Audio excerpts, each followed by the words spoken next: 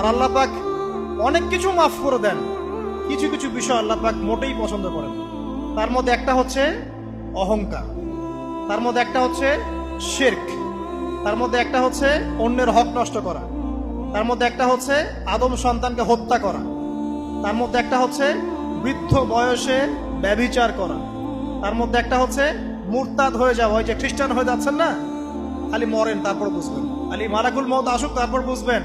আল্লাহ রাব্বুল আলামিন বলছেন তার রাসূলের মাধ্যমে, কেউ যদি সাক্ষ্য দেয় আল্লাহ ছাড়া কোনো মাবুদ নাই, মুহাম্মদ সাল্লাল্লাহু আলাইহি ওয়াসাল্লাম শেষ নবী, ঈসা ইবনে মারইয়াম আল্লাহর প্রেরিত নবী, আল্লাহর পুত্র নন, জান্নাত সত্য এবং জাহান্নাম সত্য, এই পাঁচটা বিষয় যদি কেউ সাক্ষ্য দেয় ইনশাআল্লাহ সে জান্নাতে যাবে, তার আমল যেমনই হোক না কেন।